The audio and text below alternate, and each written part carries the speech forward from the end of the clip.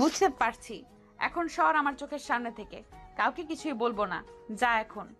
কিন্তু ম্যাম, যদি রুম থেকে চলে যায়, আঙ্কেল পুনরায় আমাকে জোর করে রুমের মধ্যে ঠেলে নিয়ে আসবে। এর থেকে বলি কি, আপনি খাটে ঘুমান, আমি সোফায় কিংবা ফ্লোরে ঘুমিয়ে পড়বো। তোর সঙ্গে একই রুমে থাকবো? ইম্পসিবল, এটা কখনোই সম্ভব না। তুই যদি আবার আমার রাতে ঘুমানোর সুযোগ নিয়ে উল্টাপাল্টা কাজ করিস, যদি আবার আমার কাছে আসিস, তখন তো আমি আবার মা হয়ে যাব। আমি এ বয়সে মা হতে চাই না। তুই আমার রুমে থাকবি না, বাকিটা আমি দেখে নেব। বাবা যা ইচ্ছা তাই বলুক, তাতে আমার কিছুই যায় আসে না। তার ইচ্ছেতে নিচু না করে তোকে বিয়ে করেছি, কোনো প্রকার সিন ক্রিয়েট না করে। এখনো তো বাসায় অনেক মানুষজন আছে। এর থেকে বলি কি, যতদিন না ওনারা এই বাড়ি থেকে চলে যাচ্ছে, বাড়িটা ফাঁকা হচ্ছে, ততদিন না হয় আমি আপনার রুমে থাকলাম সকলের সামনে। প্লিজ, লোক দেখানো হলেও স্বামী স্ত্রীর মতো ব্যবহার করুন। তারা চলে গেলে পরে না হয় আমরা আমাদের বিষয়টা মীমাংসা করে নিব। কি মীমাংসা মানে? তোকে তো আমার এক সেকেন্ডও দেখতে ইচ্ছে করে না। তোর সঙ্গে আগামী জীবন কিভাবে পার করব, তোকে ডিভোর্স দিয়ে দেব আমি। আমি আমার উকিল বন্ধুর সঙ্গে কথা বলছি। কথাটা বলেই নেহা স্বাধীনের কাছ থেকে সরে গিয়ে ব্যালকনিতে চলে যায়। তারপর নেহা তার ফোন বের করে তার উকিল বন্ধুর কাছে ফোন করে, কথা বলতে লাগে।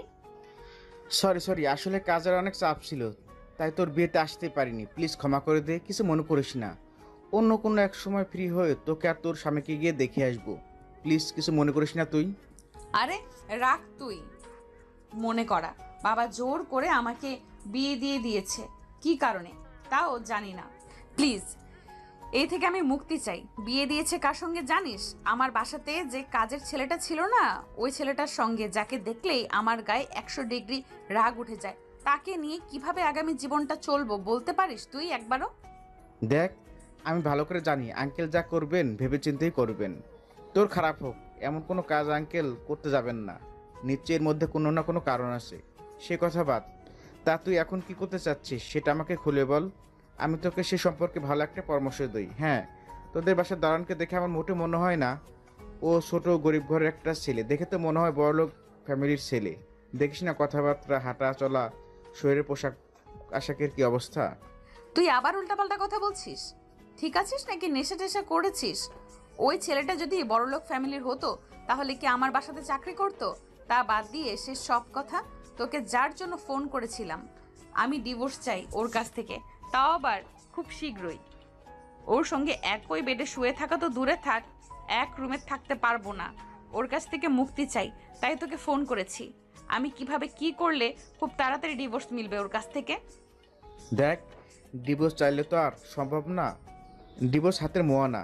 ডিভোর্স হতে গেলে কিছু আইন আছে, এইগুলো ফলো করতে হয়। তোদের তো বিয়ে হয়েছে আজকে, ডিভোর্স নিতে গেলে কমপক্ষে 6 মাস একসাথে থাকতে হবে। এরপর ডিভোর্সের জন্য অ্যাপ্লাই করলে পরবর্তীতে যদি ছেলে কিংবা মেয়ে রাজি না হয়, ডিভোর্স অনেকটাই চায় না, কিন্তু টাকা দিলে হয়ে যায়।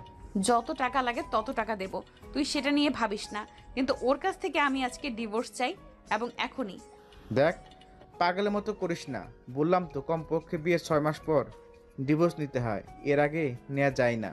6 মাস পরে এই বিষয় নিয়ে আলোচনা করবি। এখন ফোন রাখ। আর আজ বাসরাত, এটা কিন্তু অনেক মধুর হয়। বাসরাতটা সেরে ফল, তারপর না হয় এই বিষয় নিয়ে চিন্তা করিস। রিফাত, তোকে যদি কাছে পাই তাহলে যে কি করব আল্লাহই জানে। তুই কি বললি? আমার জামাইকে দেখা করতে আসবি, তাই না? তোকে গরম মরিচ ভর্তা করে খাওয়াবো। আর কি বললি? বাসর রাত, তাই না? দেখ রুমে গিয়ে ওর কি অবস্থা করি, পুরো রাত ঘুমাতে দেব না ওকে। তুই তো আমার একটা কথাও শুনতে পাস না। তারপরে বলছি, ছেলেটা অনেক ভালো, আমার দেখে ওকে মনে হয়েছে। আর ওর মধ্যে কোনো না কোনো রহস্য লুকিয়ে আছে, সেটা উন্মোচন কর। যদি তাও না পারিস, ওর সঙ্গে একটু মিলেমিশে দেখ, তাহলে বুঝতে পারবি ছেলেটা কত ভালো। আর আমি বলবো কি, যদি পারিস তাহলে ছেলেটাকে মেনে নিয়ে ওর সাথে আগামী দিনের পথ চলার চেষ্টা করিস। রাখ ফোন। তোর কাছে ফোন করলাম সলিউশন নেওয়ার জন্য, উল্টো তুই আমাকে ওর সম্বন্ধে ভালো গান শোনাচ্ছিস। তোকে ফোন করাটা আমার ভুল হয়েছে। নেহার কথা শুনে ওই পাশ থেকে রিফাত হাসতে লাগে। নেহার আরও রাগ উঠে যায়। মাথাতে নিজের রাগ আর কন্ট্রোল করতে না পেরে নিজের শরীরে থাকা লেহেঙ্গার কোনাটা ফ্লোরে ছুঁড়ে মেরে দুই হাত শক্ত করে নেয়। স্বাধীনের ওপরে নেহার রাগ দ্বিগুণ হতে লাগে। রেগে রুমের ভেতরে প্রবেশ করে দেখে খাটের উপরে স্বাধীন মাটির দিকে তাকিয়ে কিছু একটা ভাবছে। খাটে বসার কারণেই নেহা আরও রেগে যায়। রেগে তার স্বাধীনের কাছে গিয়ে স্বাধীনের কলার চেপে ধরে ঠাস ঠাস করে দুটো থাপ্পড় লাগিয়ে দেয়। তারপর স্বাধীনকে বলতে লাগে, কুত্তার বাচ্চা, ছোট লোকের বাচ্চা, তোর সাহস কি করে হয় আমার খাটে বসার? তোর যোগ্যতা কি আছে আমার খাটের উপরে বসে থাকার?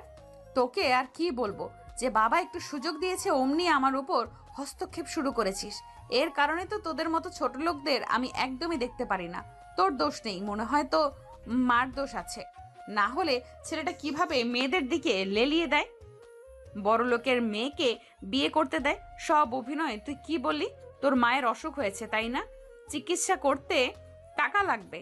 আচ্ছা, তোর বাবা নেই, এই অল্প বয়সে আমাদের বাসার দারোয়ানের কাজ করিস, এখন আবার টাকা হাতে নেওয়ার জন্য আমার বাবাকে ভুলভাল বোঝাচ্ছিস। আসলে তোর বাবার পরিচয় নেই বুঝি? তোর মা।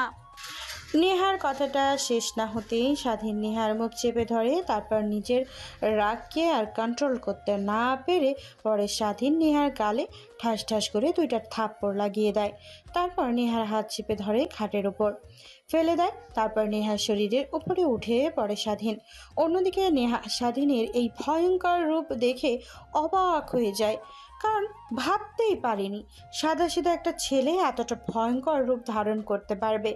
স্বাধীনের হাত থেকে অনবরত ছোটার চেষ্টা করে নেহা, কিন্তু স্বাধীন রেগে নেহাকে শক্ত করে ধরার কারণে হাত ছাড়াতে পারল না।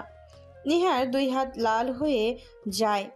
নেহা অনবরত স্বাধীনকে বলে, কুত্তার বাচ্চা, দেখ তুই একদম ভালো করছিস না, আমাকে ছেড়ে দে, না হলে তোর খবর আছে। তুই কিভাবে আমাদের বাড়িতে থাকিস, তোর মার চিকিৎসার জন্য কিভাবে আমার বাবার কাছ থেকে তুই টাকা নিস, আমি এটা দেখে নেব। ভালোই ভালোই বলছি, ছেড়ে দে, না হলে। কথাটা শেষ না হতেই স্বাধীন নেহার ঠোঁটের সঙ্গে ঠোঁট লাগিয়ে চুষতে লাগে। অন্যদিকে নেহা স্তব্ধ হয়ে পুতুলের মতো তাকিয়ে থাকে ওপরের দিকে। স্বাধীনের প্রত্যেকটা স্পর্শ কেমন যেন তীক্ষ্ণ লাগে নেহার। অনবরত স্বাধীন কিস করতেছে, প্রত্যেকটা কিসেই নেহা কেঁপে কেঁপে উঠতে লাগে। নিজেকে আর সামলাতে না পেরে স্বাধীনের মাথার পেছন দিয়ে ধরে নিজের সঙ্গে আরো শক্ত করে জড়িয়ে নেয় নেহা। এই প্রথম কোনো ছেলের স্পর্শ পাচ্ছে, তা আবার এত গভীরভাবে। প্রায় 5 মিনিট পর স্বাধীন নেহাকে ছেড়ে দেয়।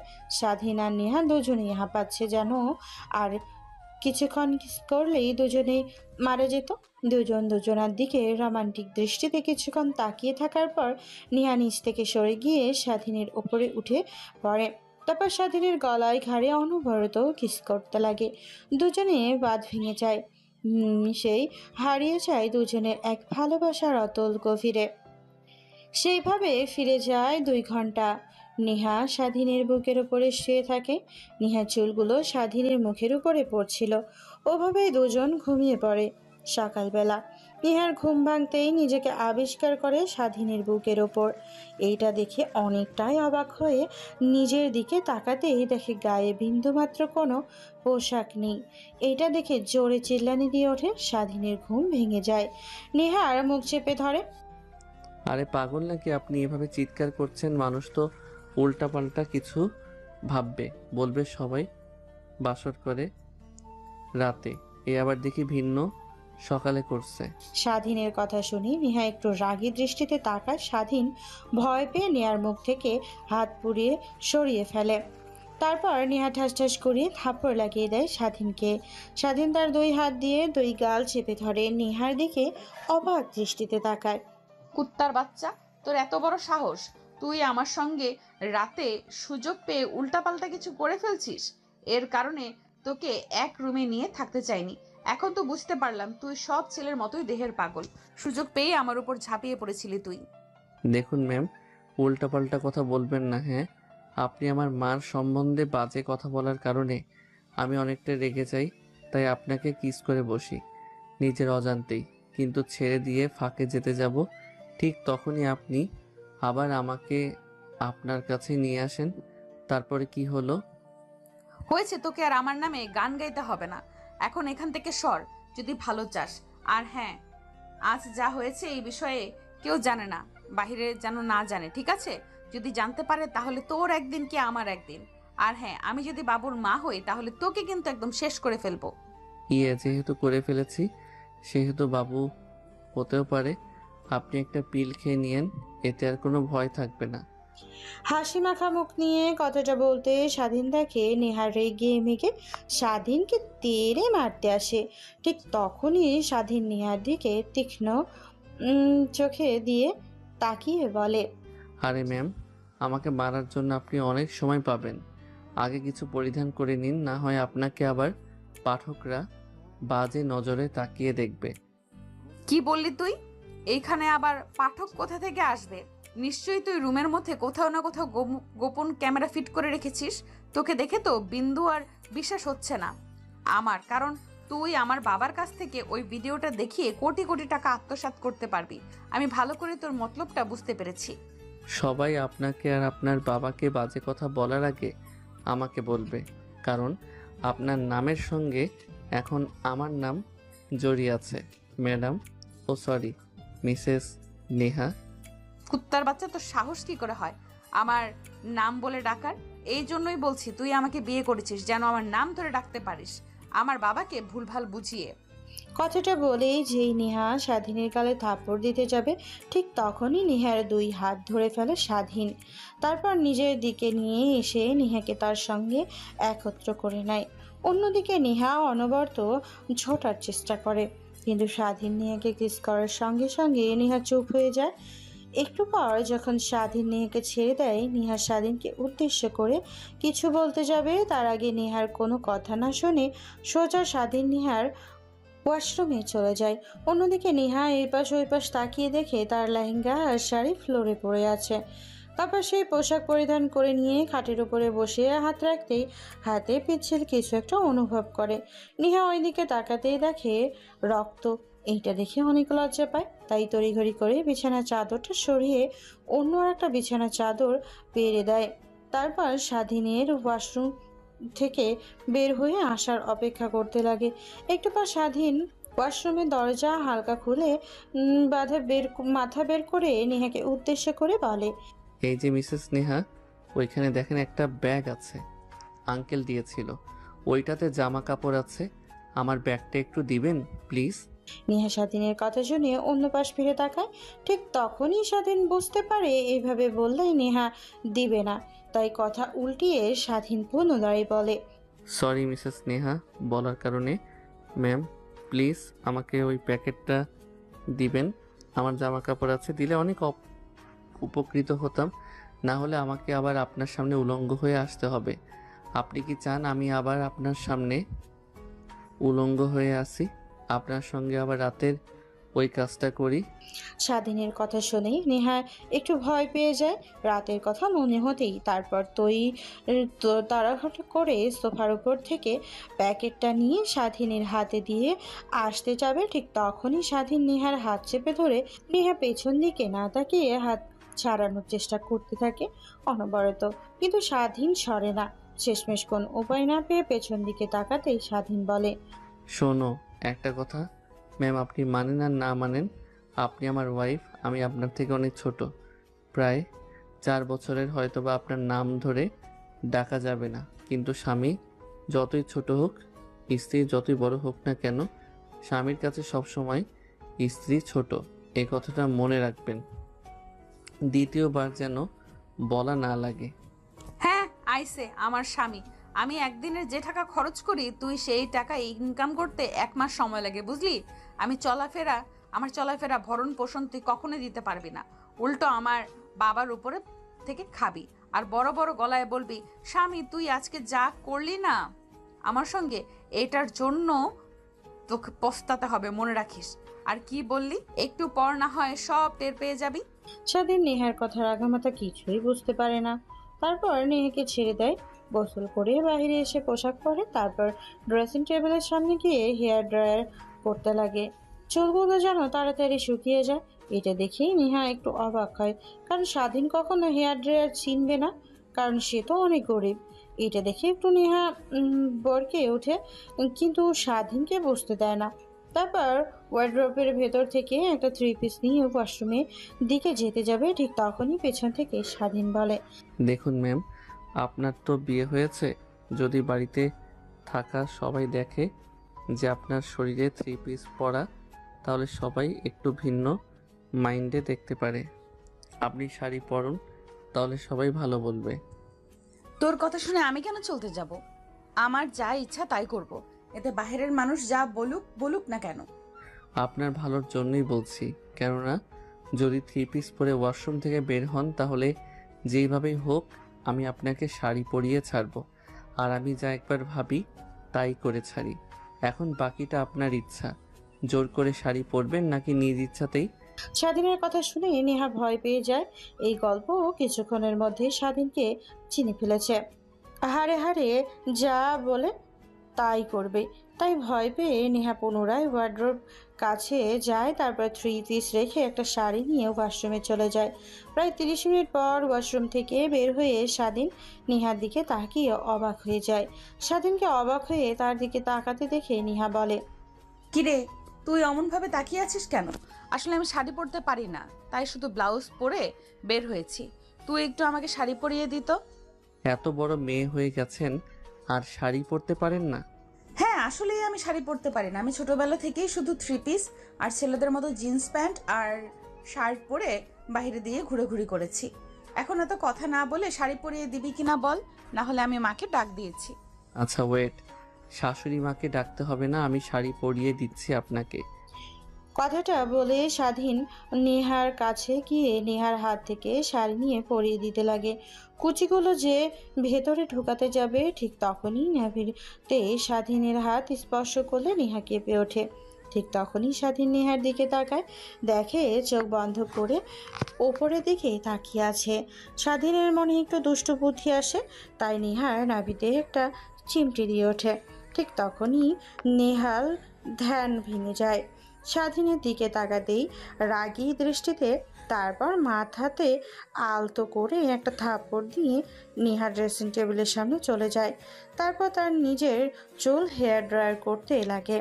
স্বাধীন যে খাটের উপরে শুয়ে পড়ে, তারপর নেহাকে উদ্দেশ্য করে প্রশ্ন করে, রুমের ভিতরে কেউ এসেছিল কি?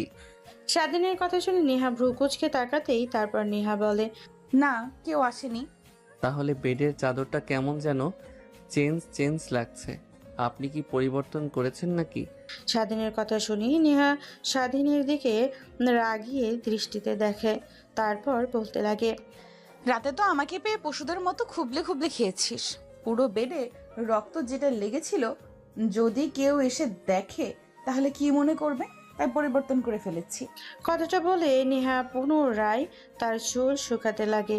অন্যদিকে স্বাধীন বেডে শুয়েছিল, ঠিক তখনই দরজায় কেউ এসে কড়া নাড়ে।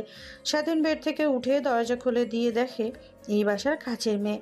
দরজা খুলতে স্বাধীনকে দেখতে পেয়ে কাজের মেয়েটা ছলছল দৃষ্টিতে তাকিয়ে বলে, আপনাকে আর নেহা ম্যামকে সবাই নিচে ডাকছে, খাবার টেবিলে আপনাদের জন্য সবাই অপেক্ষা করছে। আচ্ছা যাও, আমরা একটু পরে আসছি। স্বাধীনের কথা শুনে মেয়েটা তার চোখ মুছে ফেলে। স্বাধীন দেখে রীতিমতো অবাক হয়ে যায়। তারপর দরজা লাগিয়ে দেয়। খাটের উপরে বসে পুনরায় বসতে বসতে স্বাধীন মেয়েকে উদ্দেশ্য করে বলে, আমার কেন জানি মনে হচ্ছে যে আপনাদের বাসায় কাজের মেয়েটা আমাকে ভালোবাসে।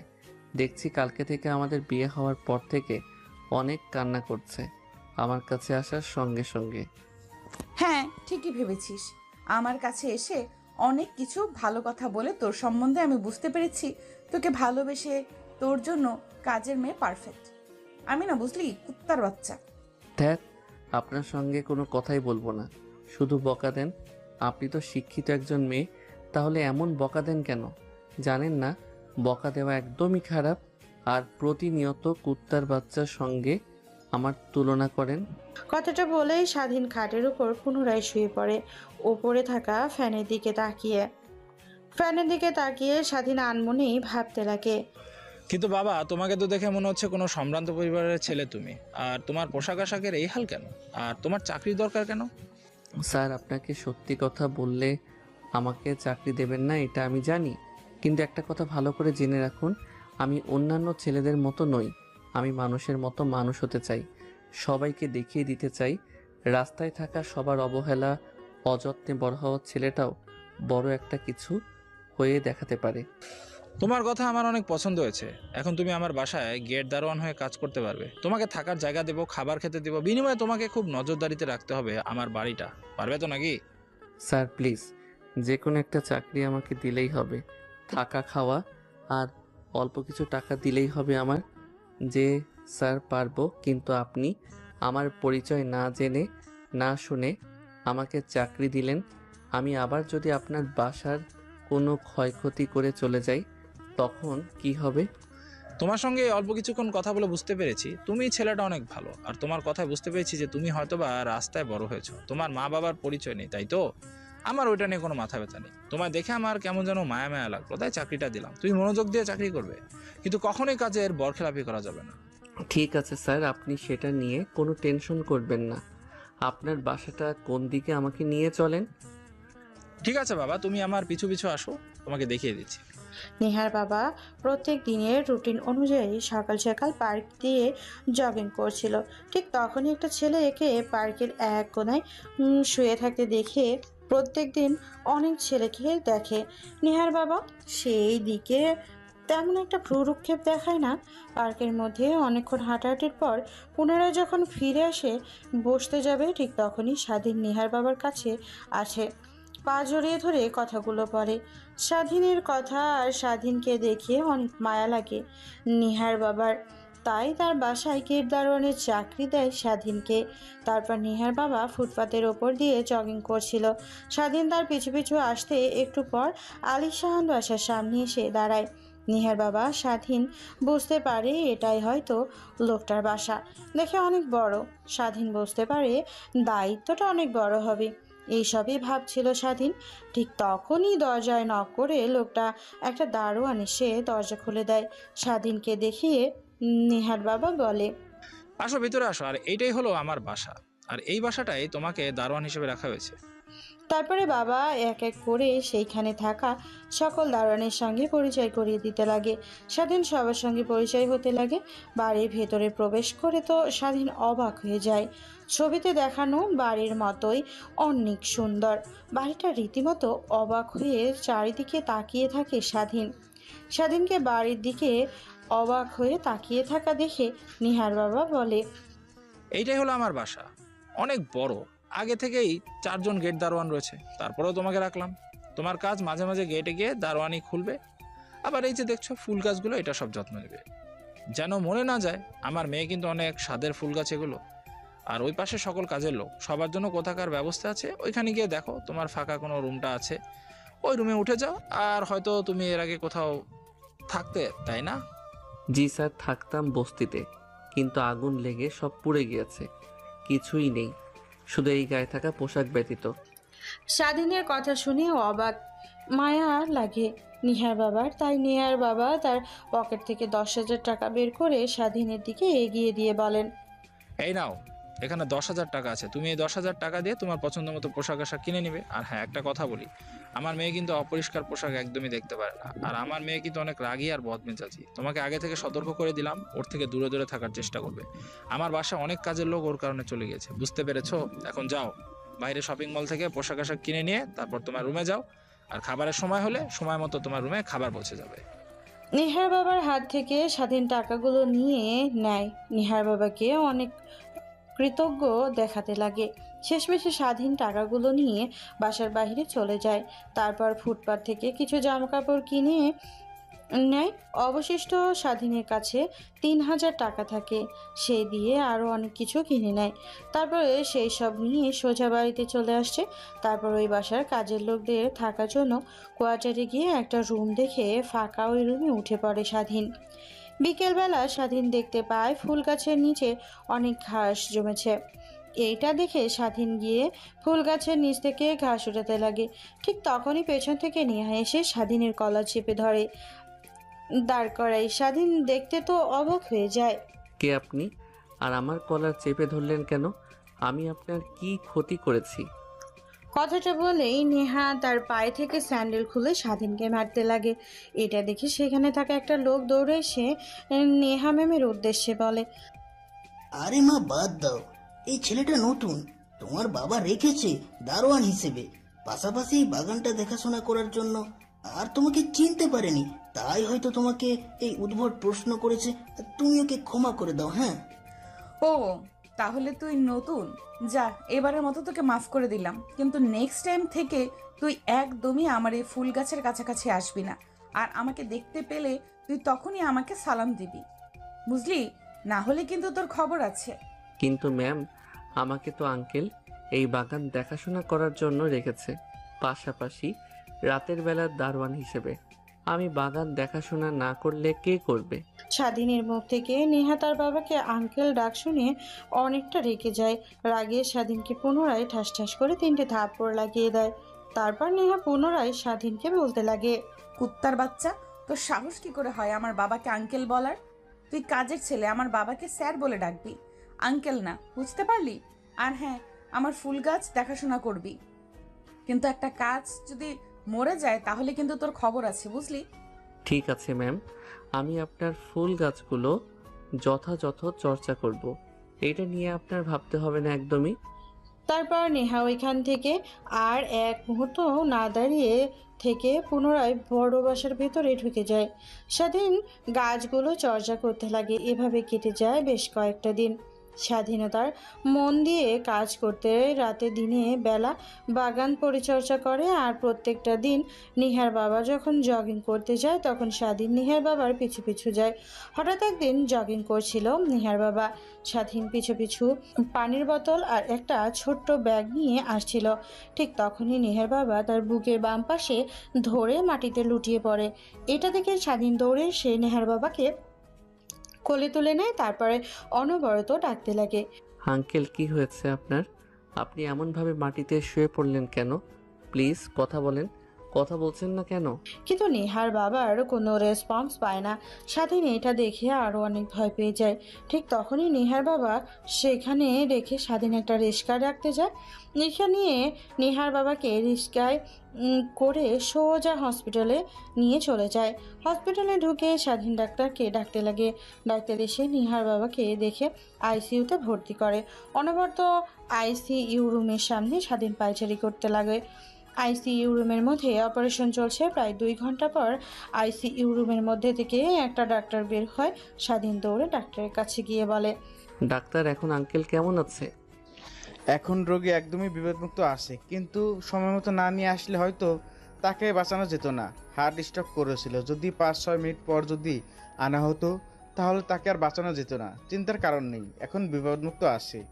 আপনি ওনার বাড়ির সকলকে ফোন করে এখানে আসতে বলেন। জি ডাক্তার সাহেব, আসতে বলছি, কিন্তু আপনি কি আঙ্কেলকে চেনেন? হ্যাঁ, চিনব না কেন? পাগলের মতো কি বলো তুমি? ইনি হলো আমাদের এই হসপিটালের মালিক, আর তুমি বলছো আমি চিনব না? আচ্ছা ওয়েট, তোমার ফোন করে কাউকে আসতে বলতে হবে না, আমি সবাইকে ফোন করে হসপিটালে আসতে বলছি। কথাটা বলে ডাক্তার স্বাধীনের সামনে থেকে চলে যায়।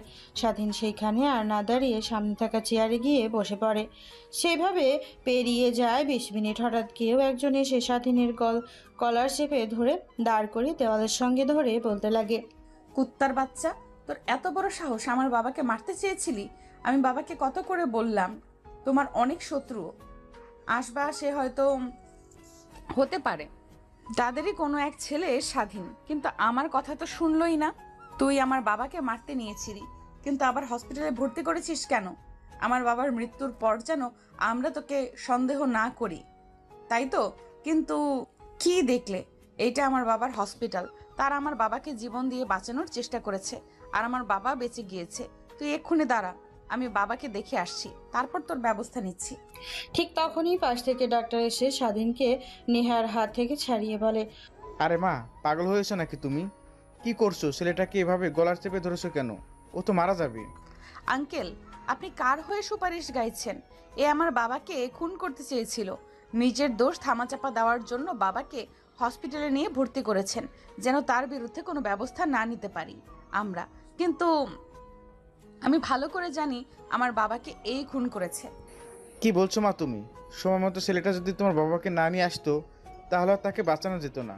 আর আমরা আইসির মধ্যে যখন অপারেশন করছিলাম তখন ছেলেটা তো বাইরে দাঁড়িয়ে পায়চারি করছিল।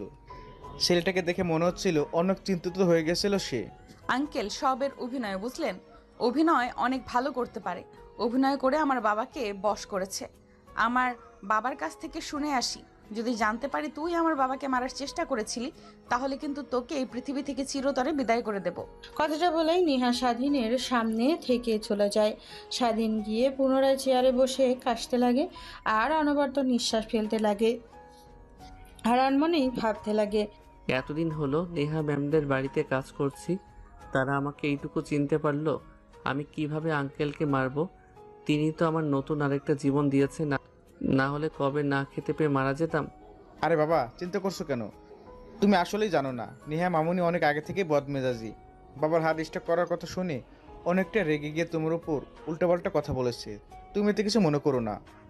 যখন বাবার কাছ থেকে সব কিছু জানতে পারবে নেহা মামুনি, তখন তোমাকে আবার কাছে এসে সরি বলবে, দেখে নিও। স্বাধীন ভাবতে লাগে তাই যেন হয়। তারপর না থেকে সোজা হসপিটালে বাইরে চলে আসে। তারপর নেহাদের বাসায় চলে যায়। তারপর রুমে গিয়ে ফ্রেশ হয়ে চলে যায়। অন্যদিকে নেহা কেবিনের ভিতরে প্রবেশ করে তার বাবার পাশের চেয়ারটাতে বসে। তার বাবার হাতের উপরে হাত রাখতে নেহার বাবা মিটমিট করে তাকায়। নেহা এটা দেখে মুচকি একটা হাসি দেয়। তারপর তার বাবাকে উদ্দেশ্য করে বলে, বাবা কেমন আছো এখন তুমি? হ্যাঁ মা, এখন একদমই ঠিক আছে, তোকে আর আমাকে নিয়ে চিন্তা করতে হবে না। চিন্তা কি আর আমি এমনি এমনি করি? এমনিতেই তোমার অনেক শত্রু। বললাম চলো বিদেশে চলে যাই, যেখানে আমাদের কোনো শত্রু নেই, আমাদের কেউ চিনতে পারবে না।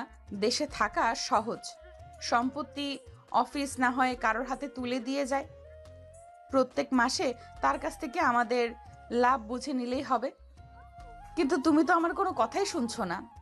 মা, তুই এমনি এমনি আমাকে নিয়ে চিন্তা করিস, আমার কিছুই হয়নি। হাঁটতে গিয়ে হঠাৎ করে বুকের বাঁ পাশে অনেক ব্যথা হয়, বুকের বাঁ পাশে ধরে মাটিতে লুটিয়ে পড়ি।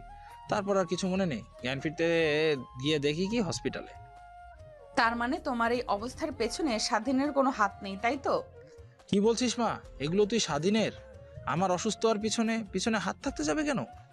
না মানে বাবা, আমি ভেবেছিলাম যে স্বাধীন তোমাকে এই অবস্থায় রেখেছে, এই অবস্থা করেছে, তাই ওকে অনেক উল্টাপাল্টা কথা বলেছি। মা কি বলছিস এসব? যদি সময় মতো না স্বাধীন আমাকে হসপিটালে নিয়ে না আসতো তাহলে আজ আমি বেঁচে থাকতাম না। ছেলেটা জানিস আমাকে নয় চিন্তা করছিল, আমি ভিতর থেকে সব দেখেছি, কিন্তু মুখ দিয়ে কথা বেরোচ্ছিল না। আর তুই কিনা ছেলেটাকে উল্টাপাল্টা কথা বলেছিস। যা, তুই এখনই গিয়ে স্বাধীনের কাছে সরি বলে আসবি। নিহার কেন জানি তার বাবার কথাগুলো শুনে অনেক খারাপ লাগছে। আসলেই তো স্বাধীন গেছে, অনেক অবহেলা করেছে, সকালের সামনে অনেক অপমান করেছে। ছোট লোক বলে স্বাধীনের কাছে সরি বলা উচিত। সে যা ভেবেছিল তার পুরোটাই উল্টো হয়েছে। তাই এটা ভেবে নেহার কেবিনের বাহিরে আসে স্বাধীনকে সরি বলার জন্য, কিন্তু এসে দেখে স্বাধীন নেই। তারপর পুরো হসপিটাল ঘুরে স্বাধীনকে খুঁজতে লাগে, কিন্তু কোথাও পায় না। তারপরে শেষমেশ নেহা তার বাবার কেবিনে গিয়ে বসে পড়ে। নেহাকে আসতে দেখে নেহার বাবা বলে, কিরে মা, সেদিনকে পেয়েছিলি আর ওর কাছ থেকে ক্ষমা চেয়েছিস? আমি লক্ষ্য করেছি তুই ছেলেটাকে একদমই দেখতে পারিস না। যদি না দেখতে পারিস তাহলে আমাকে বলিস, আমি ছেলেটাকে আমার অফিসের যে কোনো একটা পোস্টে চাকরি দিয়ে দিব। ওর কাজ অনেক ভালো, হয়তোবা পিয়ন কিংবা দারোয়ানের। সরি বাবা, আসলে আমি চাই না স্বাধীনের সঙ্গে ওই ব্যবহার করতে, কিন্তু আমার পরিস্থিতি থাকে খারাপ ব্যবহার করতে বাধ্য করেছে। আমি সরি বাবা, ওর কাছে ক্ষমা চেয়ে নিব। কিন্তু ওকে পুরো হসপিটালে তন্ন তন্ন করে খুঁজলাম, কিন্তু কোথাও পাইনি। হয়তোবা বাসায় চলে গেছে। হ্যাঁ চলে গিয়েছে, হয়তোবা এখন আল্লাহ জানে আর কতদিন এই বন্ধ ঘরের মধ্যে থাকতে হবে হসপিটালে। একটা গল্প করার মানুষও নেই। কে বলেছে বাবা কেউ নেই? আমি তো আছি, তুমি আমার সঙ্গে কথা বলো। তারপর নেহা পুরো দিনটা হসপিটালে কাটিয়ে দেয় তার বাবার সঙ্গে। আসলে নেহা তার বাবাকে অনেক ভালোবাসে। বিকেলের দিকে বাসায় আসে ফ্রেশ হওয়ার জন্য। মেন গেটে এসে গাড়ির হর্ন দিতেই সারাদিন দরজা খুলে দেয়, গাড়ির ভেতরে প্রবেশ করে। স্বাধীন দরজা লাগিয়ে দিয়ে দৌড়ে নেহার গাড়ির দিকে যেতে লাগলো। তারপর নেহা পার্কিং লটে গাড়ি রেখে ভেতরে প্রবেশ করতে যাবে, ঠিক তখনই পেছন থেকে স্বাধীন নেহাকে বলে, ম্যাম এখন স্যার কেমন আছে? নেহা স্বাধীনের কথা শুনে পেছনের দিকে তাকিয়ে স্বাধীনের কাছে আসতে লাগে। তারপর স্বাধীনের কাছে এসে নেহা বলে, হ্যাঁ আলহামদুলিল্লাহ অনেক ভালো আছে। আর আই এম সরি, আসলে বাবার ওই অবস্থার কথা শুনে অনেক রেগে গিয়েছিলাম। ভেবেছিলাম তোর হয়তো বা হাত আছে, তাই তো কেউ উল্টাপাল্টা কথা বলেছি। তুই আমাকে ক্ষমা করে দিস। হ্যাঁ নেহার কথা শুনে স্বাধীন একটু বাঁকা হাসি দিয়ে বলে, আরে ম্যাম, সমস্যা নেই, আমার কাছে সরি বলতে হবে না। আমার ছোট লোক, গরিব, আমাদের তো বাজে নজরে দেখবেন, আমাদের অনেক বকাবকি করবেন, এটা তো স্বাভাবিক, আমি কিছু মনে করি নাই। স্বাধীন অনেক কথাগুলো কেন জানি নেহার একটু বুকে লাগে, কিন্তু সেই দিকে কোনো একটা পক্ষ না দেখে নেহা বাসায় গিয়ে রুমে চলে যায়। অন্যদিকে স্বাধীন মন দিয়ে তার কাজ করতে লাগে। এই কুত্তার বাচ্চা, তোকে কতক্ষণ ধরে ডাকছি, কিন্তু তুই তো আমার কোনো কথাই শুনছিস না। সেই যে উপরের দিকে তাকিয়ে আছিস, মোরটেরে গেলে নাকি আবার? ঠিক তখনই স্বাধীনের ধ্যান ভেঙে যায়। তড়িঘড়ি করে শোয়া থেকে উঠে দাঁড়াতেই তারপর নেহার সামনে গিয়ে বলে, মানে সরি, আসলে আর আসলে আসলে করতে হবে না, বুঝতে পারছি। আমার বাবার সয় সম্পত্তি সব নিজের করে নেওয়ার চিন্তা ভাবনা করেছিলি, তাই না? আমি বেঁচে থাকলে তা একদমই হতে দেব না। আমার বাবার সব সম্পত্তির দিকে যদি কেউ তাকায়, তাহলে তাকে আমি জ্যান্ত পুঁতে রাখবো। ম্যাম, আমি গরিব, স্টোর থেকে কখনো মা বাবার আদর কি জিনিস তা পাইনি। মানুষের লাত্তিগুতা অনেক কথা শুনে বড় হয়েছি, কখনো কারোর প্রতিবাদ করতে পারিনি। আমরা গরিব বলে আর কি বললেন? আপনার বাবার সয় সম্পত্তি দেখে নজর, তাই না? ওদিকে আমি বিন্দুমাত্র তাকাই না, কারণ যেভাবে আছি আল্লাহর কাছে দোয়া করি যেন এইভাবে মৃত্যু হয় আমার। হয়েছে, তোকে আর ছোট মুখে বড় কথা বলতে হবে না। এখন চল নিজেই, সবাই আমাদের জন্য অপেক্ষা করছে। তারপর স্বাধীন আর নেহা রুম থেকে বেরিয়ে যায়। বাসার নিচে সবাই ড্রয়িং রুমে বসে তাদের জন্য অপেক্ষা করছিল। ঠিক তখনই ছেড়ে দিয়ে স্বাধীন আর নেহা ছেড়ে দিয়ে নিচে নামতে লাগলো। কিন্তু তখনই তাদের দিকে সবাই তাকিয়ে দেখতে লাগে। এইটা দেখে স্বাধীন আচমকায় নেহার হাত চেপে ধরে। এটা দেখে নেহা স্বাধীনের দিকে রাগী দৃষ্টিতে তাকায়। ঠিক তখনই স্বাধীন চোখ ফিরিয়ে সাড়া দিয়ে নেহাকে চুপ থাকতে বলে। নেহা দেখতে পায় সবাই তাদের দিকে তাকিয়ে আছে। এটা দেখে আর কোনো সিন ক্রিয়েট করে না। স্বাধীন হাত ধরে নিচে নেমে আসে। কোনো দিকে সবাই তাদের দিকে তাকিয়ে নিজেদের মধ্যে বলাবলি করছে। দেখেছিস হানিফ, তোর মেয়ে কত সুখী। যখন শুনলাম তোর মেয়ের বিয়ে ভেঙে গেছে, তখন অনেক হতাশ হয়ে পড়ি। নেহা মামুনির এরকম সর্বনাশ কে করলো? সকলের সামনে চুনকালি মাখলো, কিন্তু ছেলেটার সঙ্গে দেখ, একদম নেহা মামুনিকে মানিয়েছে। আমি তো ওদের ছুটিকে 100-তে 100 দিচ্ছি। হয়তো তোমরা সবাই ওর পরিচয় শুনে অনেকটা অবাক হবে, কিন্তু কিচ্ছু করার নেই। আমার যা ভালো মনে হয়েছে আমি তাই করেছি। সবার সামনে নিজের মেয়ের মান সম্মান নষ্ট হওয়ার থেকে আমি যেটা করেছি একদম বেস্ট, ভালো করেছি। আমার বাসার দারোয়ান। কি বলছিস এইসব? তুই নেহা মামুনিকে বিয়ে দিয়েছিস, তাও আবার সামান্য একটা গেট দারোয়ানের সঙ্গে, তাও আবার তোর বাসার। কিন্তু ছেলেটাকে তো দেখে একদমই ওই রকম মনে হচ্ছে না। আরে না, আমি ঠিকই বলছি, আমাদের বাসার দারোয়ান। ওই ছেলেটা একদিন ওই হঠাৎ পার্কে দেখা হয়, আমার কাছে জানায়, তারপর তাকে দারোয়ানের চাকরি দিই। কিন্তু ছেলেটার কথাবার্তা সবকিছু দেখে আমার অনেক ভালো লাগে। কিন্তু তখনই নেহার বিয়ে ঠিক হয়ে যায়। নেহার বিয়ে ভেঙে গিয়ে মার মাথা নষ্ট হয়ে যায়। তাই এদিক ওদিক তাকিয়ে স্বাধীনকে দেখতে পাই, তার সঙ্গে বিয়ে দিয়ে দিই। নিহার বাবার কথা শুনে সবাই স্বাধীনের দিকে একটু বাঁকা চোখে তাকায়। অনেক ভালো বলে আবার অনেক খারাপও লাগে, কারণ সামান্য একটা দারোয়ান যে মালকিনের মেয়েকে বিয়ে করেছে কেউ মানতে পারছে না। কিন্তু সেদিকে কোনো ভ্রুক্ষেপ দেখায় না নিহার বাবা। স্বাধীন আর নেহা আসতেই তাদের দিকে উঠে গিয়ে নিহার বাবা বলে, তোরা এসেছিস, এত দেরি হলো যে? তোদের জন্যই সবাই অপেক্ষা করছে। আর সত্যি কথা বলতে তোদের দুজনকে অনেক ভালো মানিয়েছে রে। কথাটা শুনে নেহা আর স্বাধীন দুইজনের দিকে তাকায়, বোঝার চেষ্টা করে আগে ওকে ভালো মানিয়েছিল কিনা। তারপর ওইখানে আর না দাঁড়িয়ে থেকে খাবার টেবিলে গিয়ে বসে পড়ে। স্বাধীন তার পাশে, নেহা দুজনকে কাজের মেয়েরা খাবার বেড়ে দিতে লাগে। এখনও সবাই স্বাধীনের দিকে বাঁকা চোখে তাকিয়ে আছে। আদৌ কেউ স্বাধীনকে দেখে বলতে পারবে না যে ছেলেটা গরিব ঘরের। বাসার সঙ্গে সঙ্গে স্বাধীনের গালের কাছেও নেহার ঠোঁট দিয়ে বলতে লাগে, এখন তো অন্তত আমার হাত ছেড়ে দিবি। সরি, আসলে সবাই তখন আমাদের দুজনের দিকে তাকিয়েছিল, তাই সবাইকে একটু ভালো দেখানোর জন্য আপনার হাত ধরেছিলাম। Extremely sorry. যা, এবারের মতো ক্ষমা করে দিলাম, কিন্তু দ্বিতীয়বার সবাইকে দেখানোর জন্য আমার হাত ধরবি না, মনে থাকে যেন। সবার সামনে হাত ধরলে আর কি সমস্যা? সব তো রাতে দেখে নিয়েছি। কথাটা বলে স্বাধীন বাঁকা একটা হাসি দেয়। নিহার গিয়ে স্বাধীনের পায়ে সজোরে একটা লাথি দেয়। স্বাধীন আহ বলে চিৎকার দিয়ে ওঠে। কি হয়েছে বাবা, তোমার হঠাৎ চিৎকার দিলে কেন? না মানে আঙ্কেল, হঠাৎ পায়ে বোধহয় পিঁপড়া কামড় দিয়েছে, তাই অনেক ব্যথা লাগায় আ বলে বলে চিৎকার দিয়েছিলাম, সরি। নেহার ধমক খেয়ে তার বোন খাবার খেতে লাগে। অন্যদিকে নেহার আচরণ দেখে সেখানে সবাই হাসতে লাগে। এভাবেই খাবার পর্ব শেষ হয়ে যায়। খাওয়া দাওয়া শেষ করে স্বাধীন আর নেহা গিয়ে বসার রুমে বসে সবার সঙ্গে আড্ডা দিতে লাগে। বিয়ে ধীরে ধীরে সমাগম কমে যাচ্ছে, যে যার বাসায় চলে যাচ্ছে। স্বাধীন নেহার সঙ্গে সাক্ষাৎ করে। অনেকটা সময় পেরিয়ে যায়, দুপুরের দিকে সবাই চলে যায়। বাসায় শুধু নেহা, নেহার মা বাবা, তার ছোট বোন স্বাধীন আর কিছু কাজের লোক। বাড়ির গহনা আর লেহেঙ্গা পরে থাকতেই নেহার অনেক বিরক্ত লাগছে, তাই দৌড়ে রুমে যেতে নেবে। ঠিক তখনই লেহেঙ্গার সাথে পা বেজে নেহা পড়তে যেতে লাগে। চোখ বন্ধ করে ফেলেছিল, ঠিক তখনই দৌড়ে গিয়ে স্বাধীন নেহাকে ধরে ফেলে, পড়ার হাত থেকে বাঁচায়। নেহা চোখ মিটমিট করে তাকিয়ে দেখে স্বাধীনের কোলে ওপর সে শুয়ে আছে। তারপর স্বাধীনের হাত থেকে ছাড়া পেয়ে ঝ্যাংটা দিয়ে সরে ফাঁকে দাঁড়িয়ে বলে, কুত্তার বাচ্চা, তুই আমাকে ধরলি কেন? তোকে না বলেছি আমাকে তুই কখনো এভাবে স্পর্শ করবি না? সরি, আসলে আপনি পড়ে যেতে নিয়েছিলেন তাই ধরে ফেলেছি। আমি তো আপনাকে এর আগেই বলেছি, আপনার পারমিশন ছাড়া কখনো আপনাকে ছুঁয়েও দেখব না। যদি না ধরতাম পরে আপনি অনেক ব্যথা পেতেন। পরে ব্যথা পাই আর মরে যাই, ওইটা তোর দেখার বিষয় না।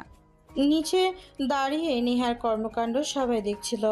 নেহার মা আর বাবা, নেহার বাবা মা হতভম্ব হয়ে যায় মেয়ের এইরকম কথাবার্তার ধরন দেখে। নেহার মা দৌড়ে নেহার কাছে গিয়ে ঠাস ঠাস করে 2টা থাপ্পড় লাগিয়ে দিয়ে বলে, তুই পড়ে যেতে নিয়েছিলি, ছেলেটা তোকে বাঁচিয়েছে, আর বলছিস কি না তোকে বাঁচাবে কেন? তুই ওর বিয়ে করা স্ত্রী, তোকে বাঁচাবে না তো কাকে বাঁচাবে? আর এই জন্য ছেলেটাকে কত কথা শুনিয়ে দিলি তুই। মা, তুমি আমার গায়ে হাত তুলতে পারলে? আজ এই ছোট লোকের বাচ্চার জন্য আমার গায়ে তুমি হাত তুললে? কুত্তার বাচ্চা, যেখানে আমার বাবা মা কখনো আমাকে মারেনি, তোর কারণে মেরেছে। তোকে মেরেছি, একদম ঠিক করেছি। তোকে যদি এই শাসনটা ছোটো থেকেই করতাম তাহলে তুই আর এমন বিগড়ে যেতি না। তোর যে পছন্দ করা ছেলে তার সঙ্গেই তোর বিয়ে ঠিক করলাম, কিন্তু কি হলো, তোকে রেখে অন্য আরেকটি মেয়েকে নিয়ে পালিয়ে গেল। ছেলেটা তোর দিকে তাকিয়ে তোর মান সম্মান নষ্ট না হওয়ার হাত থেকে বাঁচিয়েছে। বিয়ে করে সেখান থেকে তো বাসাভর্তি অনেক লোকজন ছিল, তোর তো ফ্রেন্ডরা ছিল, তারাও তো অনেক কথা বললো, কেউ তো তোর দিকে এগিয়ে আসলো না। নেহা তার মায়ের কথাগুলো শুনে মাটির দিকে তাকিয়ে অনবরত কান্না করছিল। তারপর সেইখানে নেহা আর এক মুহূর্ত না দাঁড়িয়ে সোজা তার রুমের দিকে দৌড় লাগায়। স্বাধীন নেহার মাকে উদ্দেশ্য করে বললে, আন্টি, নেহা ম্যামকে এইভাবে কথাগুলো না বললেও পারতেন। ওইখানে আমি না, যে কেউ থাকলে নেহা ম্যামকে বিয়ে করতো। সে আসলে মানতে পারছে না, আমি তো তার সঙ্গে কখনোই যাই না। সে শিক্ষিত বড়লোক বাবার একমাত্র মেয়ে, আর আমি সামান্য চাকর। বাবা মার কোনো পরিচয় নেই, আদৌ বেঁচে আছে কিনা তাও জানি না। জানো না বাবা, অনেক বেড়ে গেছে, কখনো ওরে মারিনি, সবসময় ওকে যত্ন করে রেখেছি, আর এর প্রতিদান ও এভাবে দেবে। সকলের সামনে আমাদের মুখে চুলকানি মাখাতে নিয়েছিল, তুমি থেকে বাঁচিয়েছ, এখন আবার উল্টোপাল্টা কথা বলা তোমার কি? তারপর স্বাধীন নেহার মাকে বোঝাতে লাগে। সেইখানে আর না দাঁড়িয়ে নিচে বসার রুমে এসে বসে কথা বলতে লাগে। কথা বলার এক পর্যায়ে স্বাধীন বলে ওঠে, আমি বলি কি আন্টি, নেহা ম্যাম যেহেতু আমাকে মানতে পারছে না, তাহলে আমাকে যেন ডিভোর্স দিয়ে দেয়। আমি একটা না একটা ব্যবস্থা করে নেব। আর আঙ্কেল, আপনার অফিসে গিয়ে যে কোনো একটা পোস্টে চাকরি হবে আমার, কিন্তু শিক্ষাগত যোগ্যতা আছে। এবার ইন্টার ফার্স্ট ইয়ারে পড়ছি। কি বলছো সব বাবা? ডিভোর্স দিয়ে দিব কেন তোমাকে? আমার মেয়ে বিয়ে করেছে, তোমার সঙ্গে বাকিরা জীবন থাকবে। আমার মেয়েকে কিভাবে ম্যানেজ করবে সেটা তুমি জানো। এসব কথা বলবে না। আর তুমি ইন্টার ফার্স্ট ইয়ারে পড়েছো মানে তোমাকে তো দেখি একদমই মনে হয় না লেখাপড়া করো। সারাক্ষণ তো বাসায় থাকো, রাতে একটা দারোয়ানি করো, সময় পেলে দেখি কোথায় যেন তুমি যাচ্ছ কাঁধে ব্যাগ নিয়ে। কখনো প্রশ্ন করিনি, হয়তোবা তুমি অন্য আর একটা কাজ করছো। আমাদের বাসা তোমার কাজ পছন্দ হয়নি, তাই ভেবেছি। আসলে আঙ্কেল প্রত্যেক রবিবারে আমাকে ছুটি দিতেন না। ওই দিন আমি কলেজ যেতাম, এখান থেকে যে 10 কিলোমিটার গেলে যে একটা কলেজ আছে, ওই কলেজটাতে। কি বলছো তুমি? ওই কলেজে তো নেহা পড়ে, তা কখনো দেখা হয়নি ওর সঙ্গে? না তো আঙ্কেল, কখনো তো দেখা হয়নি, শুধু একবার একটু দেখেছিলাম। নেহা ম্যাম কলেজের গেটের সামনে দাঁড়িয়ে বন্ধুদের সঙ্গে আড্ডা দিচ্ছে। আমি তেমন একটা কিছু ভাবিনি। আর আমি তো যেতাম কলেজে ক্লাস করতে, পাশাপাশি বন্ধুদের কাছ থেকে 1 সপ্তাহের নোট কালেক্ট করে নিয়ে আসতাম, আর প্রত্যেক দিন রাতের বেলা একটু একটু করে পড়তাম। আসলেই বাবা, তুমি অনেক জ্ঞানী একটা ছেলে, না হলে কখনোই এত কিছু একটা ছেলে একা পারবে না। তোমার পিছে আমরা আছি, ভেবো না তোমাকে ছেড়ে দেবো। আমার মেয়ে যদি তোমাকে নাও মানে, আমরা কিন্তু তোমাকে আমার মেয়ের জামাই হিসেবে মেনে নিয়েছি। লেখাপড়া করো, আর আমার অফিসের দায়িত্বটা কিন্তু তোমাকেই বুঝে নিতে হবে। কি বলছেন আঙ্কেল এগুলো? ঠিক তখনই সিঁড়ি দিয়ে নিচে নামতে লাগে নেহা। গায়ে আর তখনকার মতো লেহেঙ্গা নেই, একটাতে বেশ, আর পায়জামা পরা সোজা। নেহা তার মা বাবার সামনে সে দাঁড়িয়ে বলতে লাগে, আই এম সরি বাবা, আসলে আমি নিজেও অনুশোচনা বোধ কাজ করছে। আমি তখন স্বাধীনের সঙ্গে কাজটা ঠিক করিনি। I am sorry. কথাটা বলে নেহা পুনরায় তার রুমে চলে যায়। স্বাধীন হতভম্ব হয়ে যায়, কারণ এখনও ভাবতেও পারেনি নেহা এসে তাকে সরি বলবে। এটা দেখে নেহার বাবা আর মা দুজনেই হাসতে হাসতে স্বাধীনকে উদ্দেশ্য করে বলে, পাগলি মেয়ে একটা। বাবা, তুমি পারবে আমার মেয়েটাকে সামলাতে, আর ওকে নিয়ে বাকিটা পথ চলতে। আমি ভালো করেই জানি, শুধু তুমি তোমার বউকে কিভাবে মানাবে মানিয়ে নাও। আর আমাদের মেয়ে কিন্তু অনেক সরল সোজা, আর হ্যাঁ, একটুতেই রেগে যায়। ও রাগ অনেক তোমার আন্টির মতো। কি আমি রাগি? তাই না? ওয়েট, দেখাচ্ছি। কথাটা বলেই নেহার মা নেহার বাবাকে মারতে লাগে। এটা দেখে নেহার বাবা আর স্বাধীন হাসতে লাগে। নেহার বাবা এক পর্যায়ে বলতে লাগে, আরে জামাই, আমাকে তো বাঁচাও তোমার শাশুড়ি মার হাত থেকে। বললাম না রাগি দেখেছো? কি রাগ? শুধু বলেছি রাখি, এটুকুতে আমার এই হালাত। আরও যদি কিছু বলতাম তাহলে আমাকে যে কি করতো। স্বাধীন নেহার মা আর বাবার কর্মকাণ্ড দেখে হাসতে লাগে। সেখানে আর না থেকে সোজা নেহার রুমের দিকে অগ্রসর হয়। দরজায় এসে কড়া নাড়তে দরজার ওই পাশ থেকে নেহা বলে, দরজা খোলা আছে, ভেতরে আসেন। স্বাধীন আর কোনো প্রশ্ন না করে নেহার রুমে প্রবেশ করে দেখে নেহা খাটের উপরে উপুর হয়ে শুয়ে থেকে কান্না করছে। স্বাধীন গিয়ে সোফায় বসে পড়ে, উপরের দিকে তাকিয়ে স্বস্তির একটা নিঃশ্বাস ফেলে। স্বাধীন বলতে লাগে, আই এম সরি ম্যাম, আসলে তখন আপনাকে ওইভাবে ধরা আমার উচিত হয়নি। এতে যে কেউ রেগে যেতে পারে। আপনি তো আমার স্ত্রী। ও সরি, আমাকে তো মানে না স্বামী হিসেবে, সেটা নাই বলি। আসলে ঠিকই বলেছেন আপনি, আমি আপনার যোগ্য না, দেখতে অতটা ভালো না, আবার আমার মা বাবার পরিচয় নেই, সামান্য একটা কাজের ছেলে, পড়াশোনা কখনো করিনি। আমার সঙ্গে আপনার একদমই মানায় না। বন্ধু বান্ধবীদের সঙ্গে আড্ডা দিতে গেলে আপনাকে প্রতিনিয়ত আমাকে নিয়ে কথা শুনতে হবে। আমি বলি কি, আপনি আমাকে ডিভোর্স দিয়ে দেন। কথাটা শুনে নেহা শোয়া থেকে উঠে বসে তারপরে স্বাধীনের দিকে কিছুক্ষণ তাকিয়ে থেকে দৌড়ে স্বাধীনের কাছে সে গলা চিপে ধরে বলতে লাগে, কুত্তার বাচ্চা, তুই এখন চাচ্ছিস যে আমার মা বাবার কাছ থেকে আমি আরো কথা শুনে নেই, তাই না? তোকে ডিভোর্স দিয়ে দেই। এটা আবার আমার মা বাবা যদি শুনতে পারে যে আমি তোকে ডিভোর্স দিয়েছি, তাহলে আমাকে তো বাসা থেকে তাড়িয়ে দেবে। আমার বাবা মাকে তো তুই বশ করে নিয়েছিস। আমার কোনো কথাই বিশ্বাস করছে না, যেন আমি তাদের নিয়েই না। আরে ম্যাম, গলা থেকে হাতটা সরান, দম আটকে মারা যাব। স্বাধীনের কথা শুনে নেহা স্বাধীনের গলা থেকে হাত সরাতে কাশতে লাগে। এটা দেখে নেহা তার টি টেবিলের ওপর থেকে পানির গ্লাসটা নিয়ে স্বাধীনের দিকে এগিয়ে দেয়। স্বাধীন নেহার হাত থেকে পানির গ্লাসটা নিয়ে ঢক ঢক করে খেয়ে গ্লাসটা সাবার করে দেয়। তারপর নেহাকে বলে, আচ্ছা ঠিক আছে, আমি আপনাকে ডিভোর্স দিয়ে দিব উকিলের সঙ্গে কথা বলে। আপনি দয়া করে কালকে আমার সঙ্গে কোর্টে কি যাবেন? আচ্ছা ঠিক আছে, তা আমি যাব। কিন্তু আমাকে তো সবাই চেনে, কোর্টের প্রত্যেকটা উকিল তো যদি বাবাকে বলে দেয় এই বিষয়টা, তাহলে তো আবার বাবা জানতে পারলে আমাকে আবার অনেক কথা শোনাবে। তার থেকে আমার একটা বন্ধু আছে যে উকিল, ওর সঙ্গে আমি কথা বলছি। তারপর নেহা তার বন্ধুকে ফোন করে বেলকনিতে চলে গিয়ে কথা বলতে লাগে। স্বাধীন সেখানেই বসে থাকে আর ভাবতে লাগে, আল্লাহ, তোমার কাছে কি আমি এই যে পৃথিবীতে এসেছিলাম, জন্মের পর থেকে ফুটপাতে মানুষের লাথি কুত্তা খেয়ে বড় হয়েছি, শেষমেশ একটা পরিবার পেলাম যে কিনা মা বাবার মতো যত্ন করে তারপর দিয়ে দিলে, কিন্তু আমাকে সে মানে না। কথাটা ভাবতেই স্বাধীনের চোখ দিয়ে এক ফোঁটা পানি গড়িয়ে পড়ল। ঠিক তখনই নেহা রুমে প্রবেশ করে এটা দেখে স্বাধীন তড়িঘড়ি করে তার চোখ মুছে নেয়। নেহা খাটের ওপরে বসে ফোনটা খাটে ছুঁড়ে মেরে এটা দেখে স্বাধীন অনেকটাই ভয় পেয়ে যায়। আমার উকিল বন্ধুর কাছে ফোন করেছিলাম, সে বলল আমাদের যেভাবেই হোক 6 মাস একসঙ্গে থাকতে হবে, তারপর যদি মনে হয় যে ডিভোর্স লাগবে তাহলে ডিভোর্স দিতে পারবো, এর আগে না, যেহেতু সদ্যই আমাদের বিয়ে হয়েছে। এখন কি করবেন ম্যাম? এখন আর কি করার, তোকে মেনে নিতে হবে আর 6টা মাস একসঙ্গে থাকতে হবে, তারপর না হয় তোকে ডিভোর্স দিয়ে দিব। এর আগে তো পারছি না, তুই একটা কাজ কর, আমাদের মধ্যে সম্পর্কটা যেমনই হোক বাহিরে যেন কেউ তা জানতে না পারে। মা বাবার সামনে আমি অভিনয় করব, তুই আমার সঙ্গে একই রকম অভিনয় করে চলবি। এখন যা রুম থেকে, তোর রুমে গিয়ে যা যা দরকার তা এই রুমে নিয়ে আয়। তোকে আর এখানে থাকতে হবে না, এখানেই থাকিস, আর আমি থাকবো খাটের উপরে আর তুই মেঝেতে শুয়ে থাকবি, ঠিক আছে? যদি মানতে পারিস তাহলে আসবি, না হলে থাক, দরকার নেই। ঠিক আছে ম্যাম। কথাটা বলে যেই স্বাধীন পড়তে যাবে ঠিক তখনই দরজায় সে কেউ নক করে। নেহা উঠে গিয়ে দরজা খুলে দেখে একটা কাজের ছেলে দাঁড়িয়ে আছে তার দরজার সামনে, হাতে একটা বড় কার্টুনে। এটা দেখে নেহা ছেলেটাকে উদ্দেশ্য করে প্রশ্ন করে, এত বড় বক্স, এর ভেতরে কি?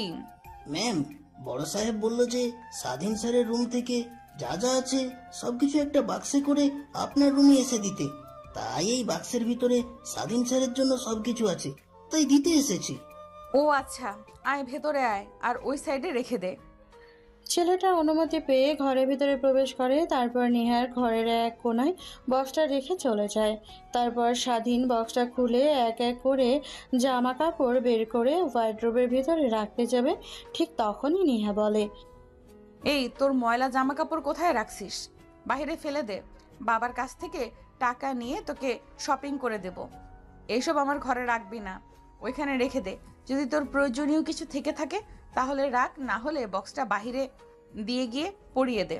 কিন্তু ম্যাম, এই পোশাকগুলো তো কিছুদিন আগেই আঙ্কেল আমাকে টাকা দিয়েছিল, সেই টাকা দিয়ে কিনেছি। কি বললাম তোর কানে যায়নি? বলছি যে তোর প্রয়োজনীয় কিছু থাকলে তা রেখে দে। স্বাধীন আর কোনো প্রশ্ন করে না, কারণ জানে নেহা যা একবার বলেছে তাই করে। তারপরে বক্স ঘাটাঘাটি করে তার কিছু বই পুস্তক রেখে দেয়।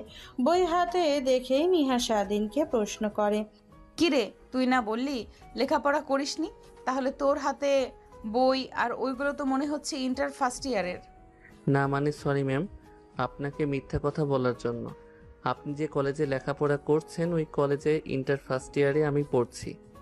কি, তুই আমার কলেজে পড়াশোনা করিস আর আমি তো কখনো তোকে দেখলাম না? আসলে ম্যাম, আমি তো সময় পাই না, তাই প্রত্যেক দিন কলেজে যেতে পারি না। সপ্তাহে একদিন কিংবা মাসে 2-1 দিন যেতাম। ও আচ্ছা, ভালো। কথাটি বলে নেহা পুনরায় তার মোবাইল টেপার দিকে মনোযোগ দেয়।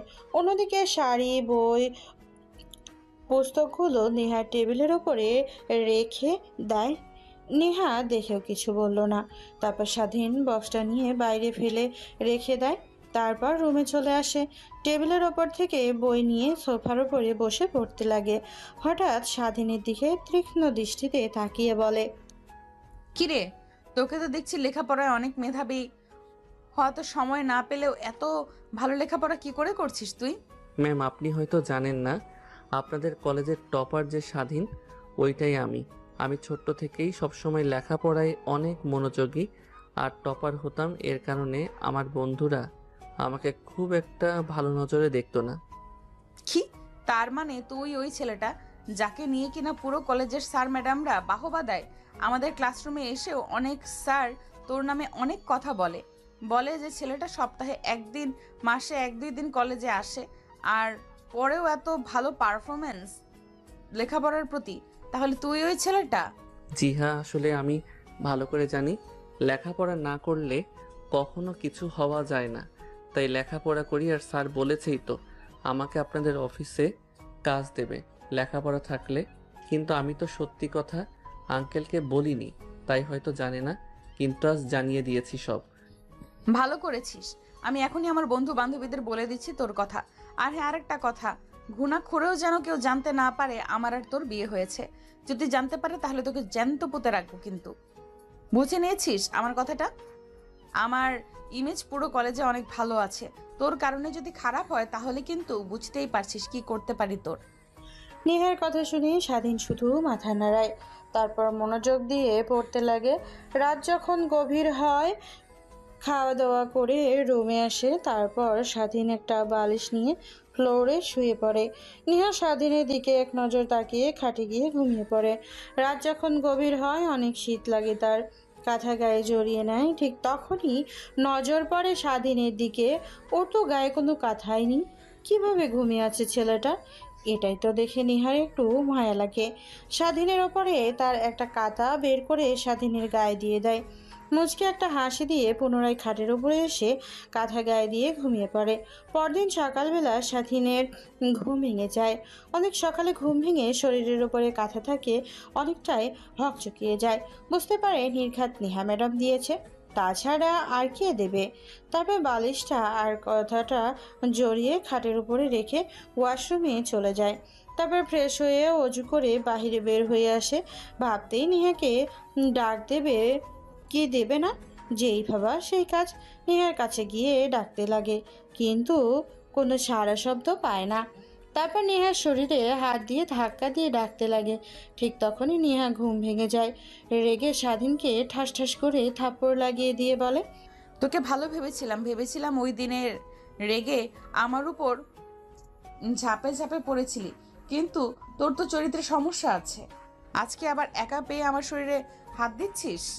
ম্যাম ভুল ভাবছেন আমাকে, আমি আপনাকে ডাক দিয়েছি, সকাল হয়েছে, ফজরের আজান দিয়েছে নামাজ পড়ার জন্য, উঠে নামাজ পড়ে নিন।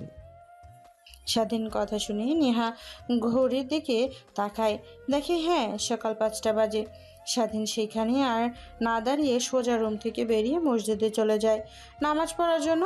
নেহা নিজের মধ্যেও অনেক অনুশোচনা বোধ কাজ করতে লাগে, কিন্তু কি আর করার। কোন দিকে স্বাধীন নামাজ পড়ে বাহিরে বের হয়ে একটু হাঁটাহাঁটি করে তারপর বাসায় এসে দেখে নিহার বাবা বাইরে হাঁটাহাঁটি করার জন্য রেডি হচ্ছে। স্বাধীনকে দেখে নিহার বাবা বলে, বুঝলাম না, স্বাধীন বাবাজি আজকে কোন দিকে সূর্য উঠেছে? পূব দেখে নাকি পশ্চিম দিকে? নেহার বাবা আর কোনো কথা না বলে তারপর স্বাধীনকে নিয়ে নেহার বাবা বাহিরে চলে আসে। হাঁটাহাঁটি করে বাসায় ফিরে আসে, দরজায় কলিং বেল দিতেই কাজের মেয়ে এসে দরজা খুলে দেয়। তারপর সোজা বসার রুমে গিয়ে তো নেহার বাবা অবাক হয়ে যায়, কারণ দেখে নেহা বসে থেকে কফি খাচ্ছে আর টিভি দেখছে। তারপর নেহার বাবা সোফায় গিয়ে বসে পড়ে, তারপর নেহাকে প্রশ্ন করে, বুঝলাম না, স্বাধীন বাবাজি আজকে কোন দিকে সূর্য উঠেছে? পূব দেখে নাকি পশ্চিম দিকে? না মানে জীবনে কখনো এত সকাল সকাল যাকে বাসার রুমে দেখিনি, তাকে আবার দেখছি বসার রুমে বসে থেকে কফি খাচ্ছে আর টিভি দেখছে। অনেকটা অবাক হচ্ছি, তাই তোমাকে একটু প্রশ্ন করলাম। নেহা বুঝতে পারে তাকে উদ্দেশ্য করে কথাগুলো বলেছে তার বাবা। তারপর স্বাধীনের দিকে একটু তীক্ষ্ণ দৃষ্টিতে তাকাতেই কফির মগটা রেখে স্বাধীনের হাত ধরে রুমের দিকে নিয়ে যেতে লাগে। এটা দেখে স্বাধীন অবাক হয়ে যায়। নেহার বাবা তার ব্যতিক্রম হয় না। তারপর নেহা স্বাধীনকে ধরে রুমে নিয়ে আসে, দরজা লাগিয়ে দিয়ে স্বাধীনের হাত থেকে তার হাত ছাড়িয়ে নেয়। আরে রাতে তোকে বললাম মনে নেই যে সবার সামনে অভিনয় করব যেন তারা মনে করে আমরা নিজেদের মধ্যে অনেক সুখী আছি? এটা ধর অভিনয়ের একটা অংশ ছিল। স্বাধীন নেহার কথা শুনে বাঁকা একটা হাসি দেয়, তারপর সোফায় গিয়ে বসে পড়ে। নেহার মোবাইল নিয়ে বেলকনিতে চলে যায়। স্বাধীন বই বের করে পড়তে লাগে। এভাবে ব্রেকফাস্ট করে সময় হয়ে যায়। দরজায় এসে কাজের মেয়ে নক করতেই স্বাধীনের নেহা চলে যায় নিচে খাবার টেবিলে। তারপর খাওয়া দাওয়া শেষ করে রুমে আসতেই নেহা স্বাধীনকে উদ্দেশ্য করে বলে, চল তোকে নিয়ে শপিং মলে যাব, তোর তো জামা কাপড় কিছুই নেই। তারপর নেহা পোশাক পরিবর্তন করার জন্য তার গা থেকে থ্রি পিসটা খুলে ফেলে। স্বাধীন এটা দেখে বড় বড় চোখ করে তাকায়। নেহার শরীরে শুধুমাত্র একটা ব্রা আছে। স্বাধীন নেহার দিক থেকে চোখ সরিয়ে নামিয়ে নেয়। নেহা স্বাধীনের দিকে তাকিয়ে বলে, এত অভিনয় করতে হবে না। আরেকদিন রাতে কি করেছিস আমার সঙ্গে তুই হয়তো ভুলে গেছিস, আমি ভুলিনি। সব কিছু তো দেখিয়ে ফেলেছিস, তাহলে আজ আবার তো অভিনয় করছিস কেন? স্বাধীন আর কোনো প্রশ্ন করে না। তারপর নেহার পোশাক পরিবর্তন করে একটা প্যান্ট আর শার্ট পরে নেয়। এটা দেখে স্বাধীনের অনেকটাই রাগ উঠে যায়। একটা মেয়ে কখনোই এসব পড়তে পারে না। স্বাধীনের কথাগুলো কেন জানি নেহার অনেক ভালো লাগে। তারপর থ্রি পিস পরে নেয়। বাসা থেকে গাড়ি নিয়ে বেরিয়ে যায় শপিংয়ের উদ্দেশ্যে। শপিং মলে গিয়ে নেহা স্বাধীন নিয়ে তার পছন্দ মতো জামা কাপড় কিনে দিতে লাগে। অন্যদিকে স্বাধীন তার পছন্দ মতো জামা কাপড় কিনে দিতে লাগে নেহাকে। অনেকক্ষণ ধরে শপিং করার পর রেস্টুরেন্টে গিয়ে খাওয়া দাওয়া করে বাসায় চলে আসে। এইভাবে কেটে যায় 2 মাস। রাতের বেলা সবাই খাবার খাচ্ছিল, ঠিক তখনই নেহার বমি বমি ভাব হয়। নেহা দৌড়ে চলে যায় বেসিংয়ের দিকে। নেহার মা চলে যায় তার দিকে। নেহার বাবা আর স্বাধীন অবাক হয়ে যায়, হঠাৎ দৌড়ে চলে গেল ওই দিকে কেন? একটু পর নেহার মা এসে বলে, আপনি একবার ডাক্তারকে ফোন করে আসতে বলেন। নিয়ে অনবরত বমি করছে, যা খেয়েছিল সব বের করে দিচ্ছে। এসব আমার একদম ভালো লাগছে না। আমি এখনই ডাক্তারকে ফোন করে আসতে বলছি। তারপর স্বাধীন নেহার কাছে যায়, মাথায় হাত বুলিয়ে দিতে লাগে। নেহা বমি করা শেষ হলে পানি খাইয়ে দিয়ে রুমে নিয়ে এসে শুয়ে দেয়। একটু পর ডাক্তার আসে, তারপর রুম থেকে সবাই চলে যায়। ডাক্তার নেহাকে দেখে রুম থেকে বের হতেই নেহার বাবা আর স্বাধীন গিয়ে বলে, বন্ধু, কি হয়েছে? আমার মেয়ের খাবার খাচ্ছিল, হঠাৎ করে বমি করতে লাগে। আরে চিন্তার কোনো বিষয় নেই, সুখবর আছে। আগে মিষ্টিমুখ করা, তুই তো নানা হতে চলেছিস। কথাটা শুনে স্বাধীনের পায়ে নিচে